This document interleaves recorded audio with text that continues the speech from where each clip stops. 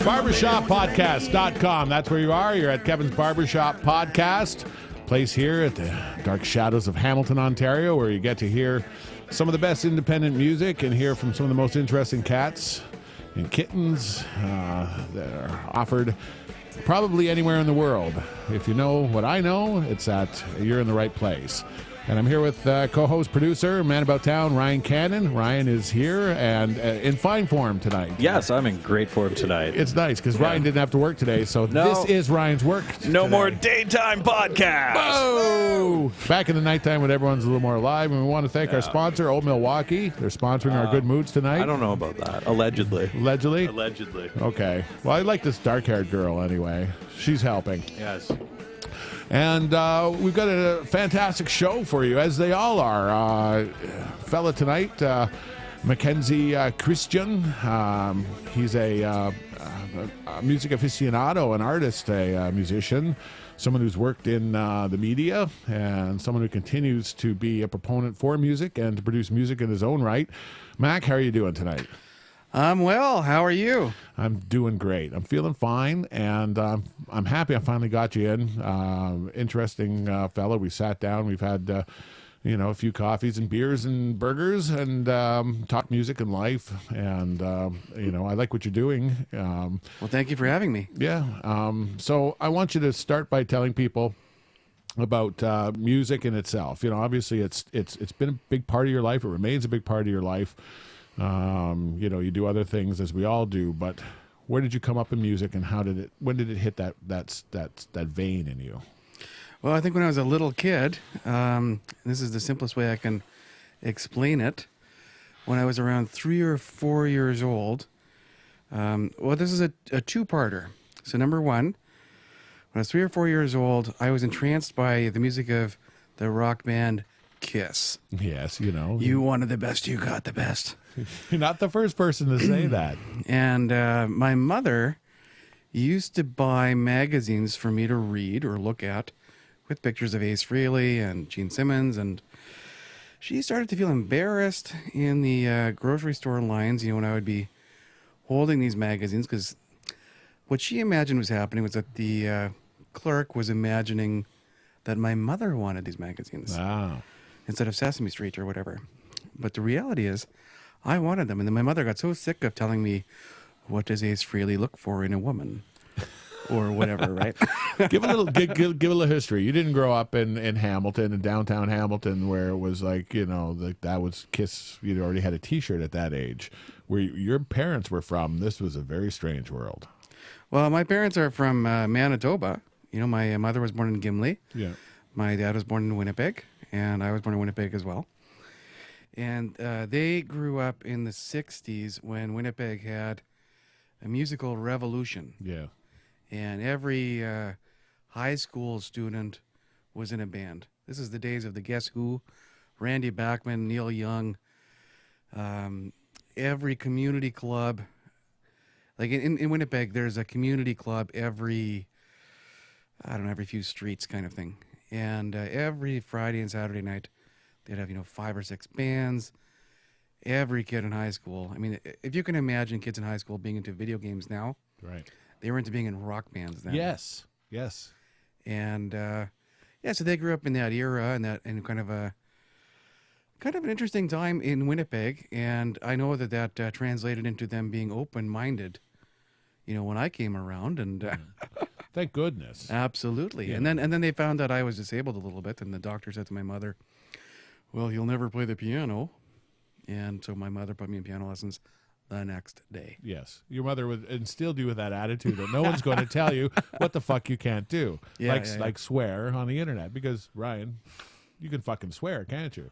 Yeah. Fuck you, I won't do what you tell me, That's right? That's right. Explicit content. Explicit. And then we get to say this is explicit content. Oh, it's worth listening to. Yeah. So you were enamored by Kiss. And you know what? Cadillac Bill said that. I was like that. I liked music. I listened to jazz and weird little stuff on my AM radio. I liked Cadillac Bill. That's a stuff. great guy. It's amazing. I saw him in Winnipeg at the Spectrum Cabaret. It's now called the Pyramid. Yeah. But it was his only time in Winnipeg, and I happened to be there. Yeah. And the intro song I wrote that. That was called The King of Rock and Roll, and that was about that tour that you saw him on. Okay. Cadillac Bill was determined to go across country. I love it. He was determined to go across country, and it's from what I understand, the per diem was spent, on Hookers. fixing the thing, and he was. He broke up with his girlfriend and So started. hookers, It was just like it was just impossible to imagine the logistics of it. Yet his will to make it Iron happen, fist. he made it happen, and I so admired that. Even though it was like at the end of the deal, it's like he made no money, made no impact, and everyone hated him. He did it for the right reasons, and you got to see him in Winnipeg. It's crazy. I wasn't even expecting to, and he was so weird. Yeah, And I remembered it. yeah. Like, And think this is not a put on. well, I was in there with the fake ID and all that kind of good stuff, right? And I was taking notes back in those days, Well, being from Winnipeg, I have a funny Winnipeg story. I went out there in 89 or 90 to work for, maybe 91, work for a major market research company. And I was the only one out there for a while. And I didn't know. I decided I was going to drive through because how long could it take to get out of Ontario? I had no idea. About 8 minutes, right? Yeah, at least, because Orangeville was north, North Bay was pretty north. I had no idea about Kenora and how far it was, to actually get to Winnipeg. So by the time I drove to Winnipeg, I've been driving for a day. And, everything was spinning. And I thought the first hotel I'm going to see in Winnipeg, I'm going to stop and stay. And going right on the main street, coming in, and there it was, the Osborne Village Hotel, and that's where I booked for a room for a week. You must have a story or two about the Osborne Village. Oh yeah, Hotel. yeah. When I was born, my parents were living there. Were they? Yeah, Osborne Village is a little bit like if you can imagine in Hamilton, like Locke Street, or Very arty. or something like that, but a little bit more intense. Yeah, Barton art, like Barton Lock, almost. It's got the danger of. It's and also, but you can see the Parliament buildings. Yeah. From the street, and anyway, yeah, it's a really, really artsy street, absolutely, and it's right down. Well, it's just off of downtown, let's say. Yeah. But absolutely, it's a center of culture. There's no question. And my first days were spent there. Yeah, Absolutely. playing pool and seeing live rock and roll music. Yeah, and like looking at the bookstores and the galleries and all that kind of fun stuff. Yeah. For sure. Yeah.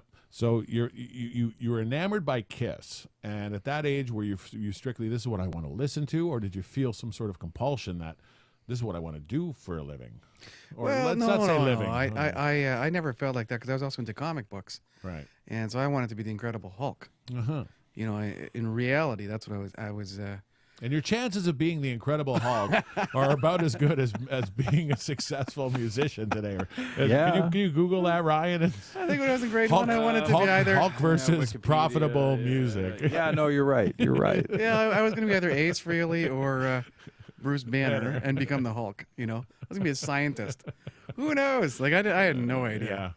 But but the reality is, it really didn't matter because I started to like the piano, and I started like making up my own songs, and and the reality is also, I was blessed to be in such an environment that supported the idea of music and the idea of culture in Winnipeg, and it's not true in a lot of other big cities like this. But in Winnipeg, you can go to the art gallery or the symphony or whatever, and you are going to be meeting people that are low income, high income, any kind of people.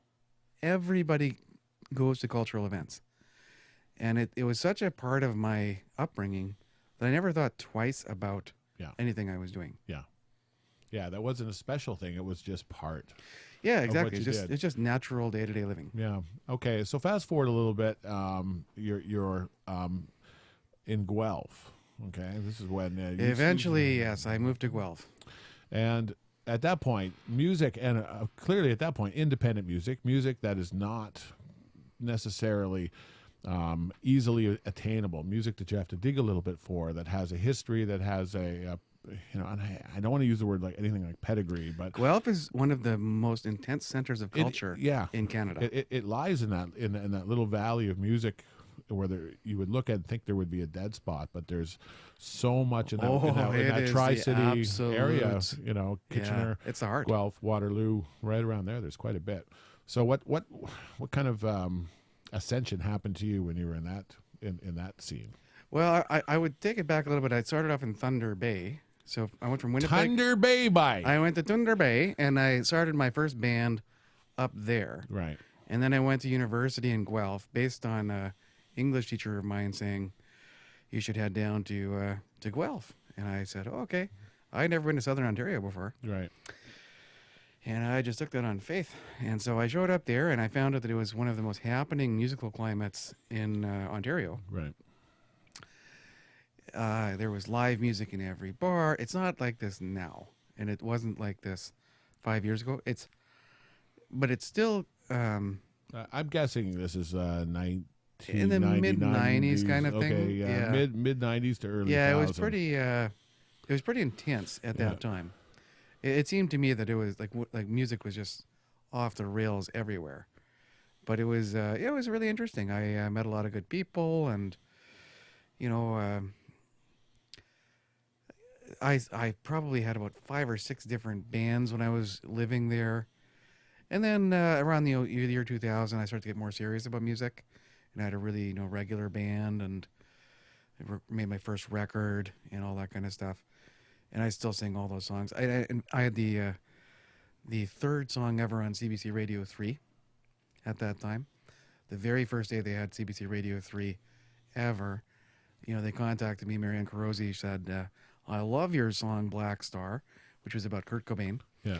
And she played it for the very third song that they had on that in that format. You see, I'm surprised you didn't say, fuck you, if I'm not good enough for CBC2. No, obviously. It was on at that time. CBC 3 was on CBC 2. So there you go. It was a show. It was a show. Started at midnight. It's excellent. It eventually graduated to the internet. So yeah, I mean, I remember the first time one of or my maybe it was songs demoted to. was heard on. Yeah, I heard your own song on the radio, and then when you do that, you're still infused with that growing up. You want to do something. You have a parent who has, so you have to do something has tangible results. And when you work in music, there's so much that isn't tangible, where you have to grab out of the air and kind of knit it into something. But when you hear your tune on the radio, it's a real buzz, isn't it? And it gives you the strength to go forward and into your next project, or at least keep at what you're doing. There's a certain amount of validation, I suppose, but at that time it was just kind of I was just more fascinated by how the business works, and I wasn't worried that I liked the songs. I knew that they were all good and everything, but it was interesting to me to see how things actually happen, and that's really, I think, the journey that I find I'm always on with music is whether it's playing a concert in a foreign city that I've never been to. It's the fact that music is my ticket in. Right. And what I like to do is learn and find out as much as I can about wherever I'm going to, and how does the business work? How do the hotels work? How does the travel work? There's so many things to find out and learn from all that. And how do the people in those communities think? And how is it best to express myself, and transmit what my music is all about with those people in their area? There's so many different things that enrich your life in ways that you can't quite. It's hard to put down in words. You don't see it coming until after it happens, and in retrospect you see it. But it wasn't there. I want to talk about your music. I want to play some of your music. I want to talk about This Mad Desire, which is a real kind of cornerstone in a lot of ways. Tell me about This Mad Desire, the concept, execution, what it means to you, and how do you feel about it? Sure. Okay. So This Mad Desire, that's how I brand my music. So all my music is when I perform, when I tour, when I this and that, it's all called This Mad Desire. Like Iron Maiden, who unfortunately saw the death of Clive Burr today. Yes, very sad. Who was the original drummer, and he was the one that on Run to the Hills and those kinds of songs. Mm-hmm. First 3 records, Phantom of the Opera, all those awesome songs that Iron Maiden fans all know and love. I've got a song in my repertoire that is the same as the name of the act, and that's This Mad Desire. Right. And I recorded the song in Guelph, and I love it. It's a great song. Let's hear it. Okay, we're gonna spin This Mad Desire and .com. .com, and that is the actual website, right? That is the actual website. .com, and we're gonna have that link on barbershoppodcast.com. You'll be able to Not access podcast. that. Don't go to Barbershop Podcast. It my won't be nose there. is plugged. My nose is plugged. You're making fun of me because my nose is plugged. I in no way meant to insult anyone who sounded like that for any for kind of whatever reason other than their nose was plugged. Yeah. They can do anything. We all get stuffed up. Okay, Yeah. from time to time. All right. So I want some Mad Desire, Ryan. Can you give it to me? Yeah, let's do it. Let's This do it. Mad Desire. Barbershoppodcast.com. It is not necessarily mainstream, it's not necessarily popular.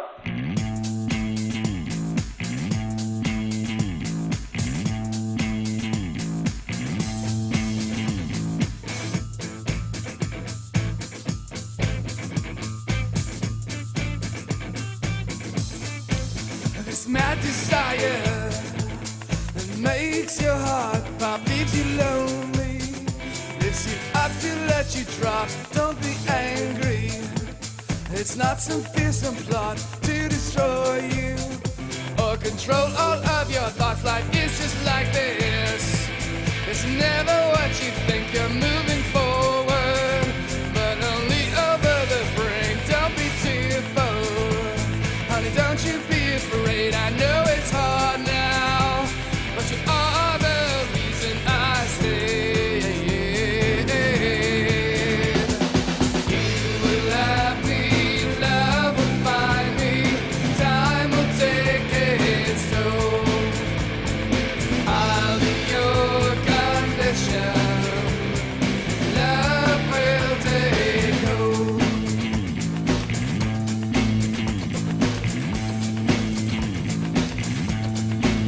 Love it like kicking, screams in the night, this mad conviction. Let the world is it right, soon comes morning, and the light tiptoes, and you will move forward. You will let the light in. You will have me, love will find me, time will take its toll. I'll be your condition, love will take hold.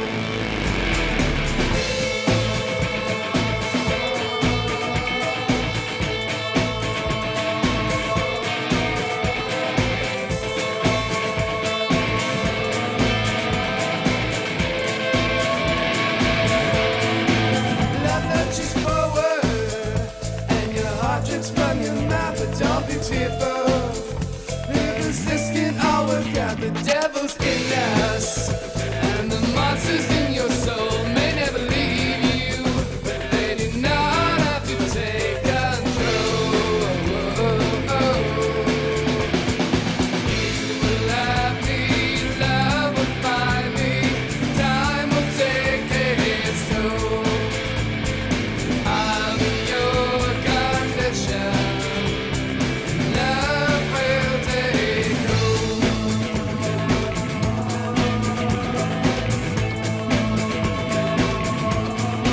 It's like something, love will find me,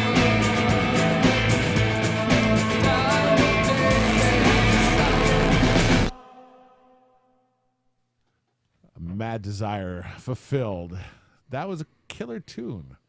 Did that come to you all at once? Did you pop out of bed in the middle of the night, or is that something that you actually built very tenuously?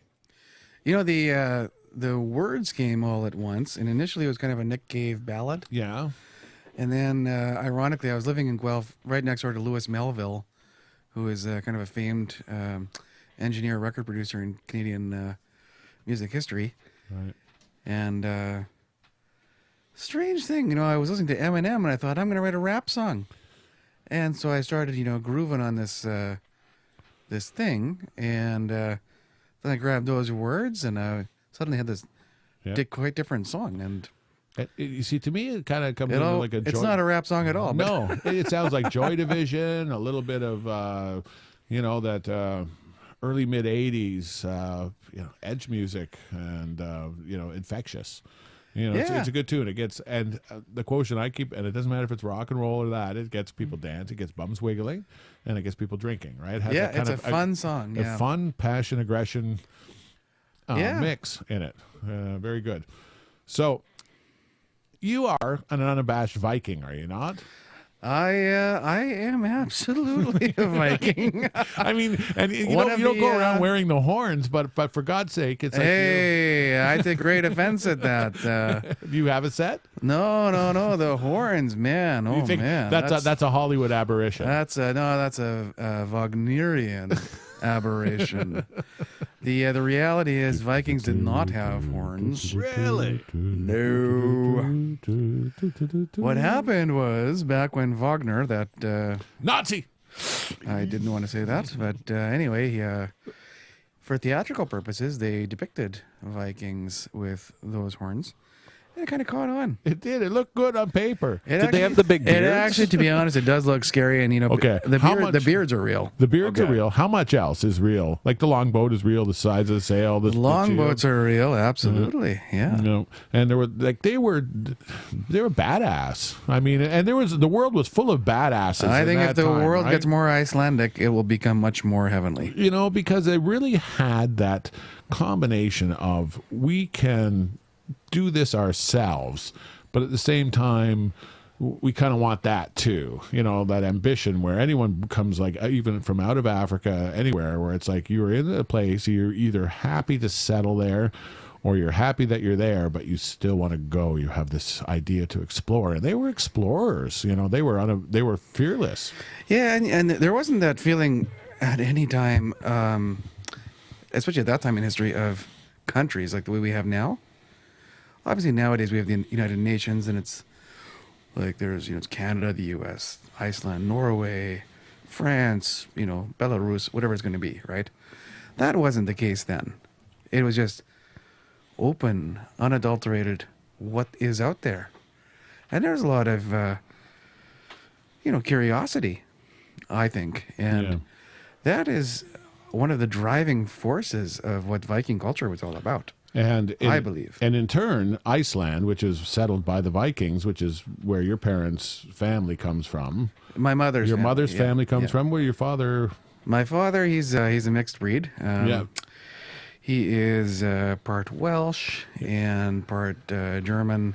Yep. A little bit Scottish, a little bit this and that. We call that the Heinz 57 in Canada. Exactly. You see, my daddy's Irish, and mom's family, she's Heinz 57. But we have a saying in Icelandic culture where if you have even a drop of Icelandic blood in you, good to go. It infects the rest. It would have to, because anything I've seen about Icelandic culture, Icelandic politics, when you talk, here's a geologist. This is not an easy culture to get into. No, and it's a scientist and someone who is so deep and will come to the shoreline and talk about the geothermal conditions and then say, but the fairies live in the rocks here, so you have to understand. And she is completely serious that there's as much legitimacy in the feeling of spirits and gnomes and all of these magical things as there are in the hard sciences. Yeah, the huldufolk. Yeah, that's completely true. Our belief in the huldufolk is completely real. Like in Irish culture, they have leprechauns, right? Mm-hmm. And everyone thinks of trolls and giants and all kinds of things that people normally don't see. And the word for that in Icelandic is huldufolk, which means hidden people. And typically speaking, they live inside the rocks. And if you're going to make a building... We have them in Hamilton, but they smoke the rocks. Yeah, exactly. Exactly. Yeah, they're hiding over in Wellington South. Yeah, it's absolutely that's a. Yeah, we should have a crackhead on one day. We should just get a random crack. When we can't get a guest, we should get just a crackhead down here, or a small person in a tracksuit. Yeah, small person. I will plead no comment. You know. Okay, I'll sorry. take the fifth on I that. went for the yuck. I cut off your Sorry. story. I That's appreciate your okay. graciousness. I think we've exhausted that story. That story going on. No, but the truth is, I'm very proud of my Icelandic roots, Yeah. and everybody in Iceland, everybody who's Icelandic in Canada or the U.S. or wherever there is, are typically very artistic and musical, and that's a part of the culture. Yeah, and I like the fact that you leave your options open. People aren't writing to an agenda, you know, and you seem to your songs reflect that, and that they're exploratory. And I want to play another one Sure, because I'm starting to feel the fever. you got the Mac fever. I got the Mac fever. There was And, Johnny fever, but now there's the Mac fever. we're going to do something off of Just More Drugs. And Okay, so this is. First, give me the whole rundown on Just Let More me tell you Drugs. about this song. This is not my song at all. No. My friend Barzin, this is my friend Barzin's song. Barzin is a singer-songwriter who lives in Toronto, who I met in Guelph. And he and I did a European tour together. I was playing the vibraphones. So my job on this song is playing the vibraphones. And we recorded this somewhere in the UK for an internet radio station of some type, I'm sure. And it was probably in the afternoon before a gig. So this is not something that is readily available. This is like a choice cut from the Barbershop podcast. It's a little bit off the beaten path. Absolutely. A little something special that was brought here just for you viewers or you listeners who are now grinding away on the treadmill going, oh, God, this is probably the greatest episode ever. We're going to have... This song is pretty magical. Let's Go Driving. Let's Go Driving. It's called Let's Go Driving, and it's from Just More Drugs, which is what we love here at Barbershop Podcast.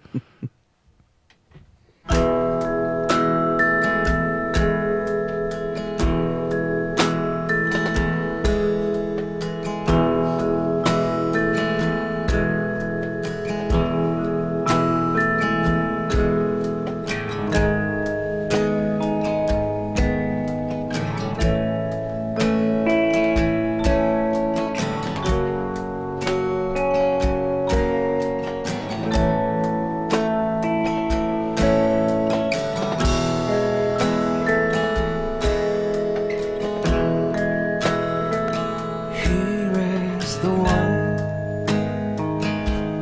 thing I follow. Here is my life in the rules.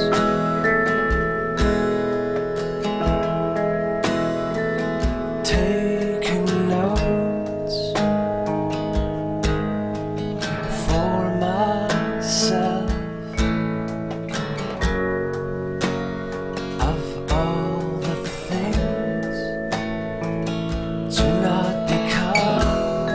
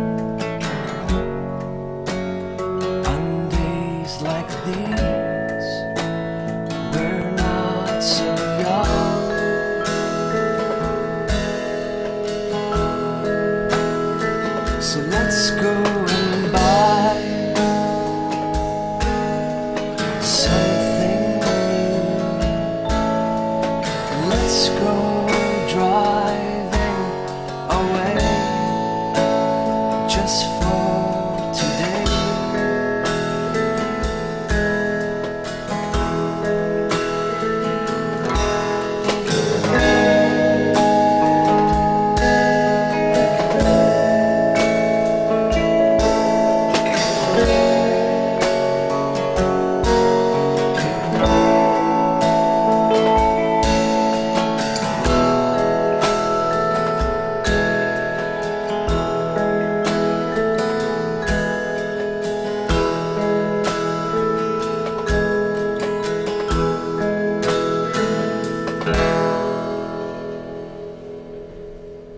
Let's go driving. BarbershopPodcast.com. You've got Mackenzie Kristjon in the studio tonight with me and Ryan Cannon. We're talking about Iceland, we're talking about Winnipeg, and we're talking about Guelph and into Hamilton. Making music, meeting the people, and developing a sound, something that is unique and yet reflective. When we were listening to that, you were both Ryan and I, who've had some experience recording, we're very impressed. And as you said, that was recorded.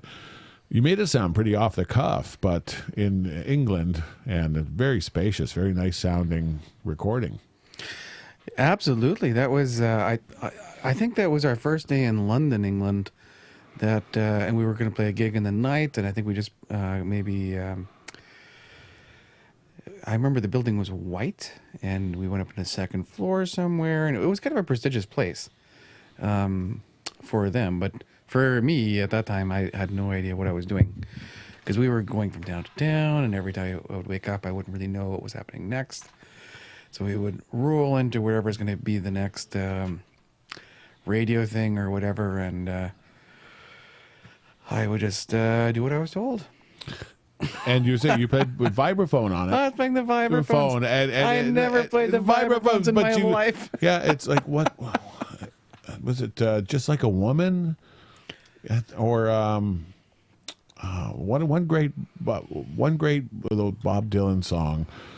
Lay Down, Lay Lady Lay, I think. Okay. Whoever played the Hammond on that, one of the great organ pieces. Like whoever played the Hammond on that never played the organ before, and it's iconic. Oh, okay, yeah, I see what you mean. And it's like it I think it really brings a lot. I think if someone is musical and ignorant, like I'd like to think that that's why I'm so lazy, and like I got 10 instruments around here, and I'm always thinking I should practice on the accordion, or I should practice on the auto harp, and it's like, why? I'm still brutal on the guitar. I've got so much more to learn. But having having a certain ignorance and not playing over your head, because there's something to be said for that, isn't there? Well, I don't know. I mean, well, you're right to a certain extent. I mean, I was. It's not like I didn't try to figure it out, absolutely as quickly as I could. But I got a call to come and do this tour, and it wasn't because I didn't know how to play music. It was because I was a good friend, right, and a nice person. And the reality is, I'm very fortunate. My cousin Victoria, she teaches percussion in Manitoba at a university, and I called her immediately. I said, okay, I got to now play a percussion instrument. What am I going to do? And luckily, she had great advice, and because I do play the piano, and I play the guitar, and I play trumpet and all kinds of other instruments. Mm-hmm. It's not like I can't figure out how to do this. It's like a large xylophone laid out like a piano. It's not too complicated, really. Right. But at the same time, I wanted to be as good as I could be, of course. Well, it absolutely complemented the song, and it didn't overstep, and it was, and there's no drums on it. There's percussion. Yeah, a little bit of You kind of hear that click. Yeah, I felt very bad for my friend James Bunton, who plays in this band Obiju in Toronto, and he was our drummer on that tour. He wasn't allowed to play the drums on that particular track, so I think he played the shakers for that. Yes, and when you hand the drummer an egg or the shakers, they don't like it, right? It's like you're the fluff girl. Yeah, you're the tambourine girl. I don't know about that, but whatever. You can be whatever you want. Yeah, exactly. Yeah. So moving backwards, if you're going to go, the European tours came a bit of a surprise. When you came back to Canada, you were inspired a lot of times when people go out and do a tour or whatever, they have a lot of material, something they want to write, and they have a lot of inspiration. Did you feel exhausted and you didn't want to work, or was it something where you went right in and started producing more of your own music? I wrote about 5 or 6 songs while I was on the road, and then I wrote a whole bunch more as soon as I returned. So it was very, very productive. Very, very productive. Yeah. And all of what I wrote, maybe about 20 songs, I recently put out last year as a set of demos that you can download at thismaddesire.bandcamp.com. And the series is called Valhalla. And Valhalla is, of course... heaven for Vikings. A little bit like heaven for the Vikings. Now, what is different? I mean, like our heaven, they really don't get into it. And by our heaven, I mean a Western, kind of ideal about the clouds and the pearly gates. And Valhalla is the home of the slain. So if you die... If you die in battle, then if you can imagine the archetype of angels... Right. We don't have angels. In Norse mythology, we have Valkyries. And Valkyries are a little bit like angels, but they decide if you were honorable enough. If you died correctly, they will come and swoop you up to Valhalla, and there you can feast with Odin. Ooh, who likes to feast. Who is in everybody's daily lives on Wednesday, it's Odin's day. But yeah, and Odin gets a lot of props. But if Thor and Odin were Thursday's to go in the squared circle, like who would you bet on? Like Thor or Odin? If you're thinking about that kind of stuff, you always imagine that you like both of them because Odin's the father and Thor's the son. Yeah, but there's always everybody. I've got a little boy who was born on Christmas and. He's seen the Avengers. I'm sure you have. You've probably seen that Thor movie from. I refuse to. It's awesome. It's a perfect explanation of. I refuse to because I'm cheap. There's no other reason. Did they nail it or? I think it's good enough. Yeah, good enough. It got the Norse approval. You should have the Canadian Norse Council. It's a lot more fun than the Passion.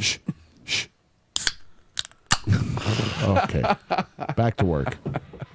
Exactly. No, I want to say that I think that you're a really good guy and that your music is kind of like different. And by different, I mean I like it. Because if it sounded like everything else, I would not like it. Well, if you want to be the same as everybody else, then you're not my kind of guy. No, and you've got inspirations, right? Like other than Kiss. No, later on, obviously, as your taste matured, do you find that there's still people who influence you, or now you're writing and you're thinking, my God, that sounds like something I was really into when I was a teenager? Or do you find that you just strictly write the way you feel and see how it comes out? No, I'm influenced every single day. And, whether it's the radio or, if I happen to watch the news or whatever it's going to be, I'm always learning. But the way I was gonna sort of approach this is, you were saying about how my tastes might have changed, but they never really did. Like I was always a fan of also people like Neil Young and David Bowie, the Pixies, and Bob Wiseman. Actually, yes, Bob Wiseman, almost, and the Guess Who. Yeah, practically anybody that was from Winnipeg. But in terms of Bob Wiseman. I think the next song that we're going to hear is... wait a minute. Responsible Lakota Woman. Responsible Lakota Woman, yeah. And this one, it's one of his songs. Bob Wiseman had this song on his Lake Michigan Soda record. And it was really, really unbelievable to me. I was in the shower one day. This is the craziest thing ever. I don't want to hear about it. But like people sing in the shower, right? And It happens, right? People sing in the shower. And so I was singing in the shower, and then all of a sudden this melody came to me, and I was like, this isn't mine, because it ends with the phrase, lower court judges, which isn't a phrase I normally say. And then I was like, what the heck is this song? And so I looked around and figured it out, and it was this Bob Wiseman song. And ironically, at the time, I was talking to him about, doing some work together and this and that. And I thought, wouldn't it be funny if I recorded his song to later, sort of give it to him as a gift to say, hey, man, I appreciate what you've done for me as a songwriter and as an influence. And here's what I think of your song. Yeah.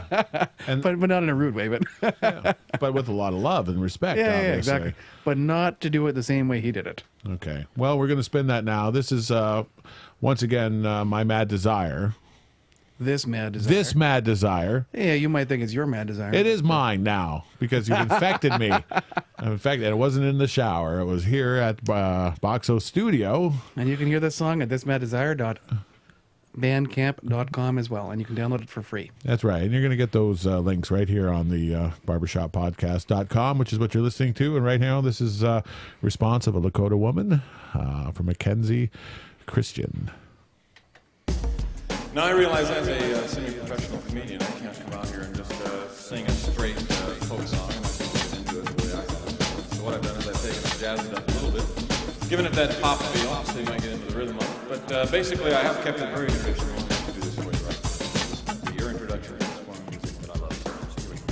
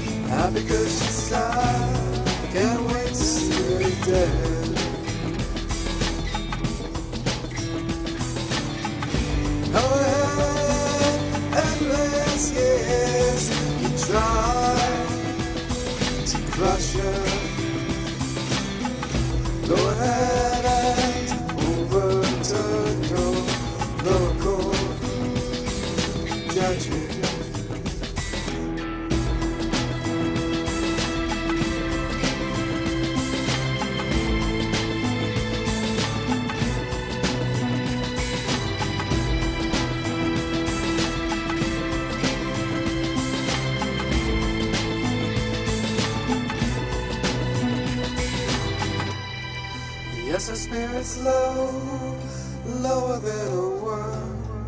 Lord Father is a shame, and oh God, when will you learn? You call us criminals, you set the trap and wait. You break the laws you make.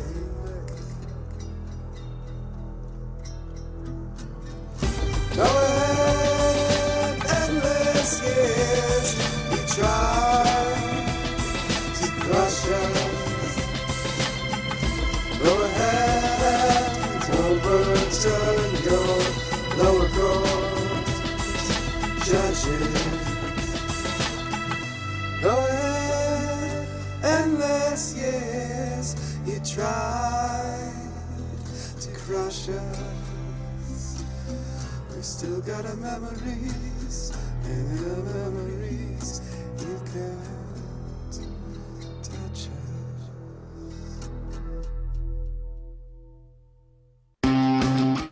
All right. Yeah. Someone other than me fucked up. It does happen. Yeah. Ryan is not robotic. That's right. Okay, I'm going to break from the show to talk for a while about Chris Gaines. Oh. Now, You said you wouldn't do this. I'm sorry, but Chris Gaines is... No, that's not really what I'm going to talk about. I like exactly what you're doing, which is kind of... oh, man. It's underrepresented on the right scale to me, and that you've got that. No, you know what I mean. And I don't want to. I don't want to diss the youngins who are doing it, but to almost have that Pixie lilt, to be heavy and light at the same time is a tough gig, and to kind of have a beat that can be tranceable but not be boring, or maudlin. It's not an easy gig, and I know you're a guy. I've had discussions with you. You don't do anything kind of lightly. You don't just kind of slop it down. You build it piece by piece. When you hear a song, thank you. Yeah, do you always build it the same way, or do you have a rhythm in your head and you write around it? Or do you just say, okay, these words are putting me in a mood, and now I'm going to write music to the mood? You know, it's different. All these things are different. Every single. Well, I mean, there's certain songs that are like cousins to each other, and like brothers and sisters kind of thing. But in general, they're all quite distinct. The like that song that we just heard, in response to a Lakota woman to FBI investigation in Pine Ridge circa 1973, which is probably the longest title of any song. Yeah. If you look it up on the internet, it's and this was in America with the FBI and them trying to take over and take away any kind of sort of governance. And well, you know, it was a native rights issue basically, and but it was one of the first ones in North America that the press, that the mainstream population became even aware that they weren't either happy on these reserves somewhere smoking peace pipes, or fully integrated in society, that there was this chasm. Yeah, there's definitely a long history of very strange relations between the natives and the people that have come to live on this side of the pond, or whatever, And I think overwhelmingly, like the population, like there's an understanding and agreement. There's just certain people who have the most to lose, who want to forge that wedge between indigenous peoples all over the world and the people who've come in. Because, I mean, they're not going to ask every single person who wasn't there at a certain cutoff date to leave the country. They just don't need to be, almost exterminated, marginalized. I don't want to, I mean, like I can, well, I'll say two things, because I don't want to be political about this at all. Clive Burr, of course, died, and Run to the Hills is also a song about this kind of stuff for Iron Maiden fans. So I just mentioned Clive Burr just to up the irons a little bit. And again, when you loved heavy metal, it wasn't just because it made your blood boil from those awesome riffs. The lyrics were heavy. Yeah, no, they're very serious things. And in this song that we just heard, at the end of the song, although I sing, these are Bob Wiseman's words, of course, go ahead and overturn your lower court judges. The final line, go ahead, you tried to crush us, but we've still got our memories, and in our memories, you can't touch us. And whenever I sing that line, in our memories, you can't touch us, that to me is just like, it's an oppression song. And it could be about anything. It can be about any situation in the world where your cultural memory is so strong that you feel so intensely about it. And people all over the world feel like this. And that's why I really like singing that song. I certainly did give it a kind of a more dancey sort of fun beat and everything, something you can dance to and think about. But I like those kinds of ideas. On the other side of things, you were asking me, how do you think about blah, blah, blah. I love blah, blah, blah, by the way. So here is how I come up to write I Want a Lover. I Want a Lover, which is the next song we're going to hear. Totally different kind of song. A friend of mine, she's a sex therapist in Vancouver. And she said to me, oh, why don't you write a song about sex? And I said, okay, all right, no problem. And this is going to sound totally horrible, but I had a few ideas for lyrics. Wait. It's going to be totally horrible. Do we have Okay, go ahead. I thought maybe we'd have a little totally horrible music, but No. bring it on. This is Yeah. ratings. Bring everyone else into the room. So anyway, she had been asking me about all kinds of very lurid, questions about what I think about. All the sodomies. I just shouldn't even say this, but anyway. Say it. So the point is, we're all friends here, right? And we're on the internet. No one is going to tell us to say no. Yeah. Yeah. So anyway, I wrote this song called "I Want a Lover," and the point is, I want a lover, but I don't want a friend. And in the review of this album, somebody said that this song really reminded them of the Pixies, which I thought was Great compliment. cool. Yeah. Actually. And, Francis is a. but great for songwriter. the lyrics, I literally sat down and thought every cliche I could think of. And that's the way you went, right? Yeah. Because you thought, okay, instead of me And trying it's to be so McBrain, super fun. it's super fun to do it that way, right? Yeah. And then to syncopate it. And then the easy part was to write the beat about it. Yeah, and I think it's a cool tune. Now, who worked with it? On the recording we're about to hear, how much of this did you play yourself? And how I much did of it- all of it myself. You see? And actually, I'm going to be re-recording this song in about 6 months with somebody else, like a kind of a real producer kind of guy who's decided he likes this song. Mm-hmm. And we're going to do it up for, like for commercial use in some different way. And you're hearing it here at Yeah. Kevin's Barbershop at barbershoppodcast.com. You But can, this is a cool tune, you man. can hear this cool tune in any corner of the world right now. Absolutely. And you heard it here at the Barbershop Podcast. a lover.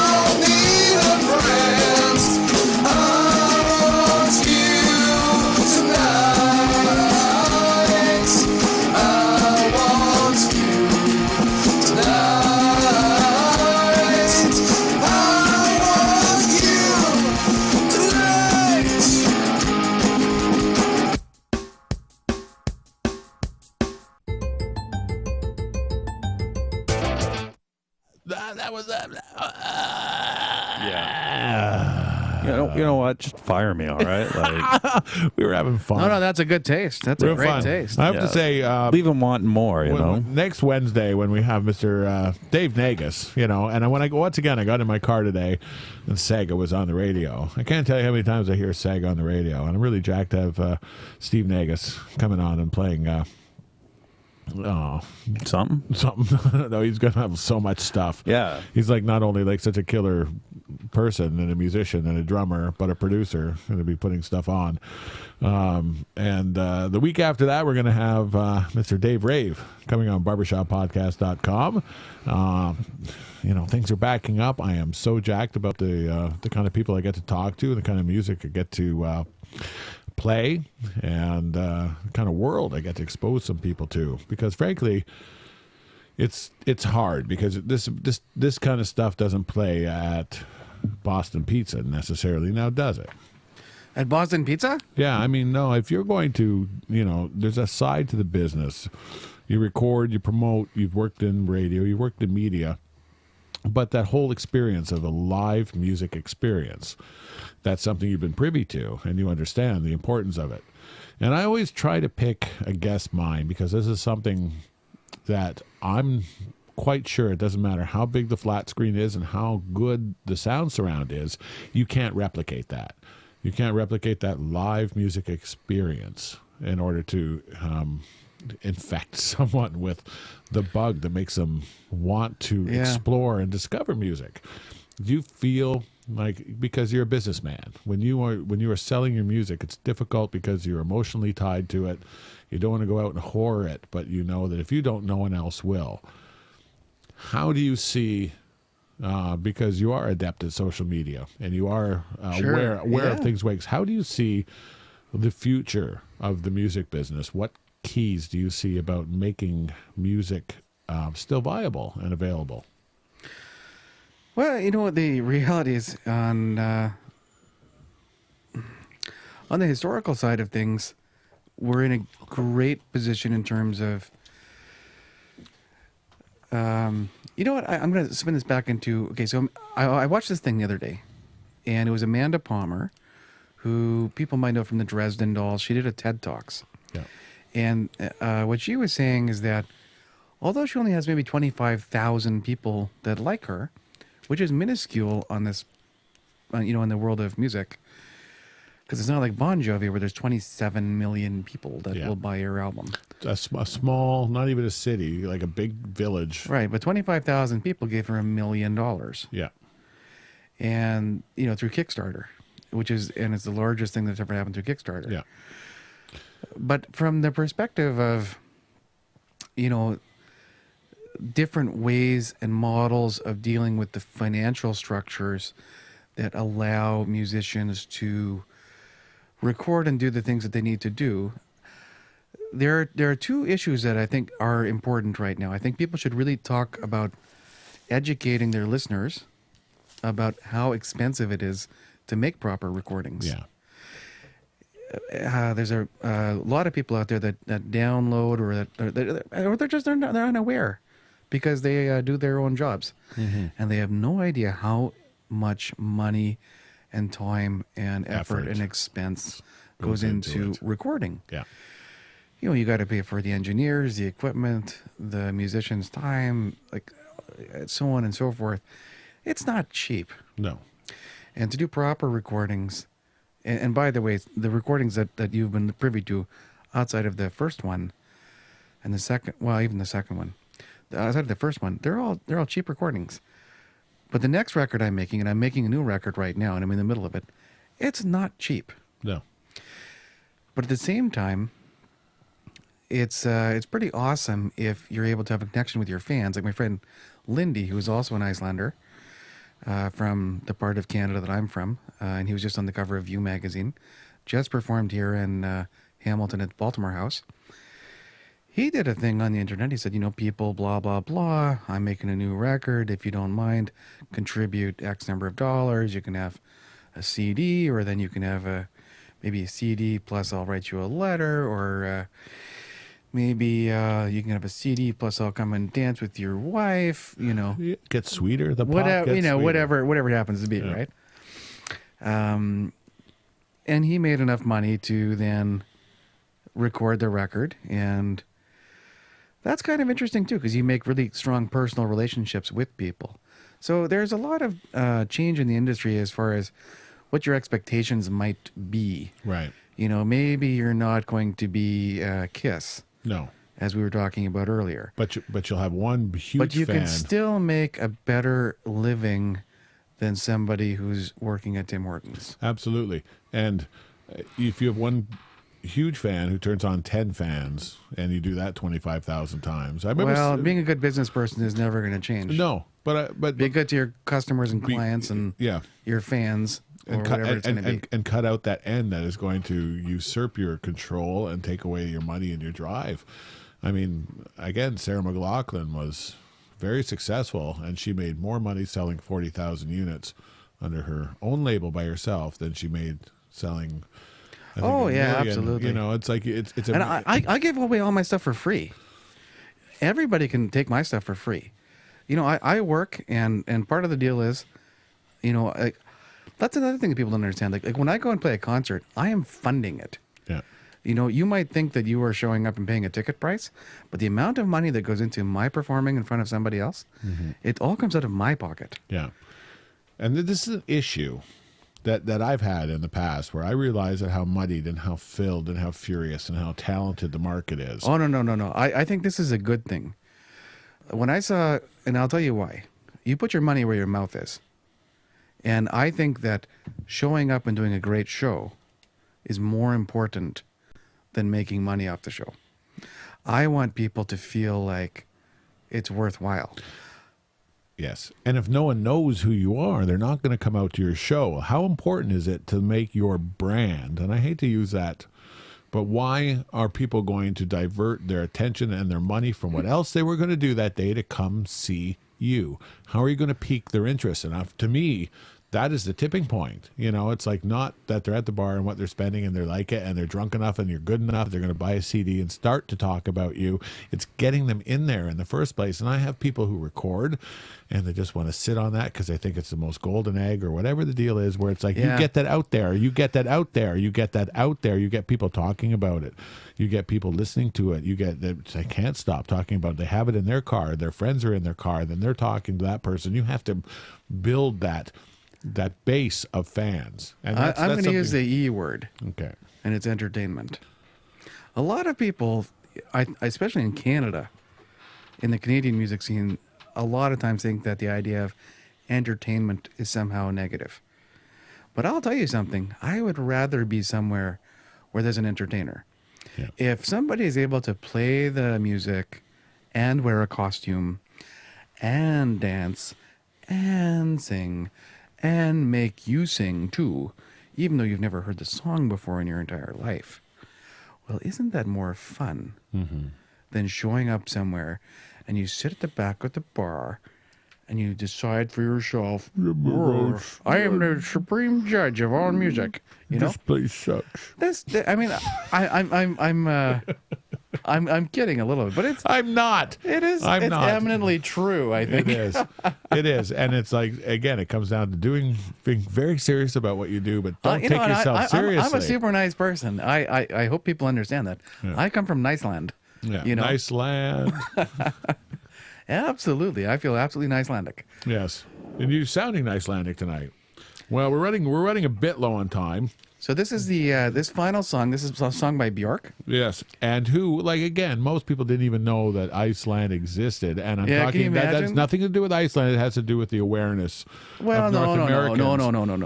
No. Here's my perspective. There are 320,000 people that live in Iceland. Yes.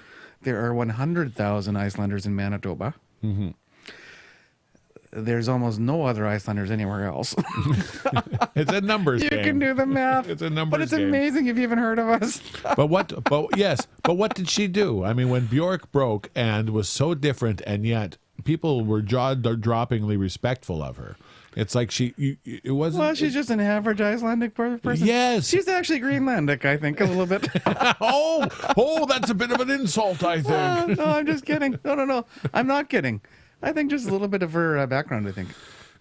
Does that make her So pure. Icelanders are crazy about genealogy. You know what? I mean, the Icelandic people that are listening, that are watching this, they're laughing with me. So when you talk about Army, I love Björk. when you talk about Army of Me, which is again a Björk song that you did, does it speak of the fact that it's something that you have to put it onto your own shoulders? Hey, it's the army of me. It's the treasury of we, though, right? Right. It's a treasury of we. The treasury of we.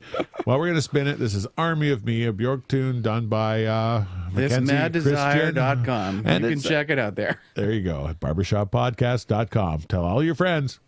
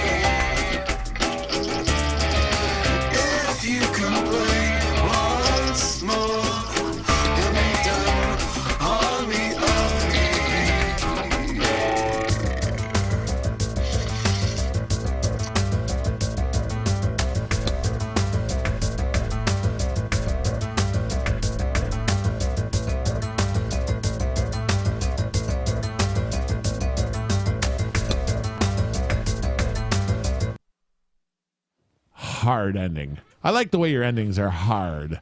It's kind of like you're done sex and you're like, okay, I'm gone. And I'm out of here for a smoke. Security. Well, I want to say genuinely I had a hell of a good time tonight. It wasn't just because of the sponsorship of Old Milwaukee and Tullamore Dew. It was in the fact that my birthday is on St. Patrick's Day this Sunday. Yeah. So if you love Kevin Barber, send me wishes at barbershoppodcast.com or on my Facebook page or Boxo Studio. And I want to thank Mackenzie Kristjon for coming in. Thanks, Mac. It's been a hell of a good show. Thank you. Ryan, kicking ass as usual. Thanks, buddy. Now we're going downtown. We're going to have a few bevies. Yep. Watch some bands. Watch some bands. Check out some music. Check out some music. Continue to do our work so your life can be better. Barbershoppodcast.com. Thanks for coming out.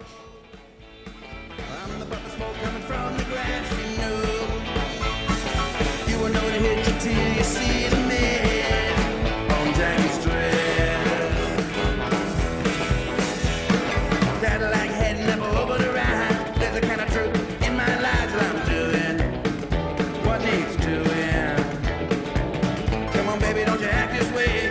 Please believe me when I say I need you.